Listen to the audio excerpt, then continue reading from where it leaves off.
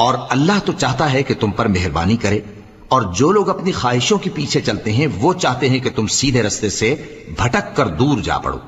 اللہ چاہتا ہے کہ تم پر سے بوجھ ہلکا کرے، اور انسان طبعاً کمزور پیدا ہوا ہے۔ مومنو، ایک دوسرے کا مال ناحق نہ کھاؤ، ہاں اگر آپس کی رضامندی سے تجارت کا لین دین ہو اور اس سے مالی فائدہ حاصل ہو جائے تو وہ جائز ہے،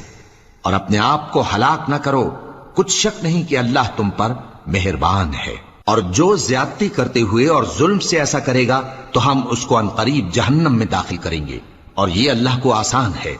اگر تم بڑے بڑے گناہوں سے جن سے تم کو منع کیا جاتا ہے پرہیز کرو گے تو ہم تمہارے چھوٹے چھوٹے گناہ معاف کر دیں گے اور تمہیں عزت کے مکانوں میں داخل کریں گے۔ اور جس چیز میں اللہ نے تم میں سے بعض کو بعض پر فضیلت دی ہے اس کی تمنا مت کرو۔ مردوں کو ان کاموں کا ثواب ہے جو انہوں نے کیے، اور عورتوں کو ان کاموں کا ثواب ہے جو انہوں نے